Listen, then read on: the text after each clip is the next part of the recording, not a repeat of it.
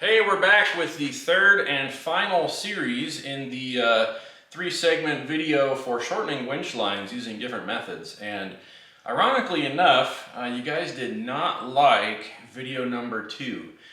There was actually a decrease in subscribers on that segment, so I guess sorry if you're still here. I appreciate it. And the first segment actually saw an increase of subscribers, but some news since then. I've picked up an LDP. So I now own one, and it's going to go into the recovery gear bag for use on field operations and maybe getting this truck stuck. I decided to change the backdrop on this video. The Jeep is right there. But so we have gone over using the LDP to shorten a winch line by wrapping the rope through the ears and around the edges. And that sharp, there we go, the camera focused. That sharper edge there seemed to have a little bit of a negative effect on the winch rope. Using the shackle, that seemed to do okay, but I certainly would not recommend it. And then today's video clip is actually going to focus on the X-Lock. So we'll get that to focus there. I'll step out of the way. A little bit more rounded edges, then so you can kind of see it's rounded off there versus the LDP, which has a little bit of a sharper edge there on the outside versus that. So this video is going to be a little shorter today, but we'll show we used the X-Lock to tie off the vehicle with the winch to a tree, and then this saw the exact same forces as the other 2 experiments where lines broke. So in this video we take the line off and we look at the line, how it was wrapped around, and the little bit of heat stress and some friction that was on the rope. That rope does have like a coating on it, so it looked like we marked up the rope a little bit, but that it was actually like that. So anyway, we'll roll the clip, and appreciate you guys watching. There won't be a follow out to this one, so as soon as it's done, the video's done. So we do have coming up here, probably in the next week or so, a retest of the LDP, like I've been stating in the other videos, with 100% brand new rope. So that is still coming. We might try to do that this weekend, weather permitting. It's Wednesday right now, so and we'll know more about the weekend in a few days. We'd like it to be a little warmer and not windy and snowing, so we'll see what happens. But if you made it to the third and final video in this 3-video segment, I appreciate you guys watching, and when we do the retest, we'll get that all compiled up, and we'll get that up as kind of an extra credit little bonus video. So we'll be back to doing normal 4-wheeling and stuff here soon. All of the northern Colorado trails are still closed. All of the forest is still closed from the Cameron Peak fire. So even though that fire is long done and out, they officially marked it as, what do they call it?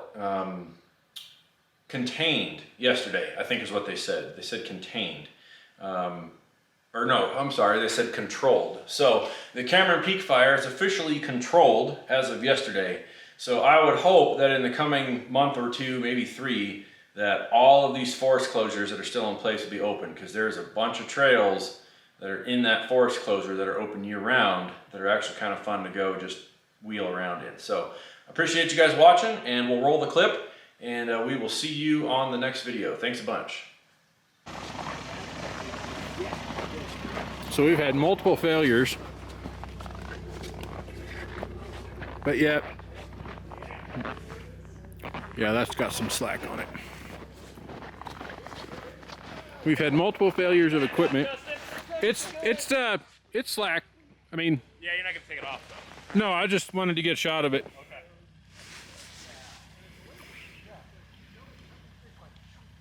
Okay, you can back up. Back up? Yep. So this device, designed to do this, has seen easily 12,000 pounds of force each time, and nothing's failed back here. That'll work. So, I'll let you dissect it and see. So I got some tightness around the radius there. Yep. Same here. Same on the inside. Nothing enough to break a rope though. Come over. We you know, we've got the bends over the radius, but Yep. the rope appears to be good. So let's go ahead and take it apart. That polyurethane gets a little gooey sometimes. You're right. It does. Once that line breaks in, a lot of that outer coating wears off. You don't see that.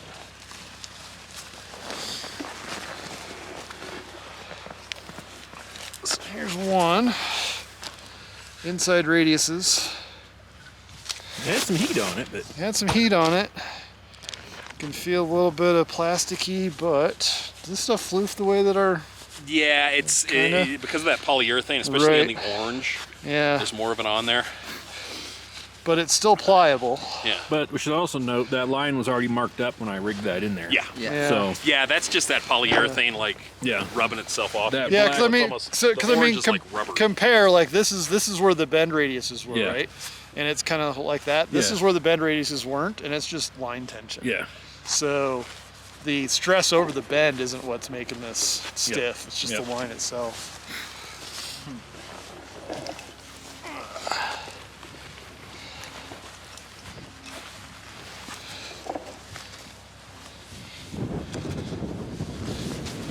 And oh, this one, yeah, okay, so this one's really clean.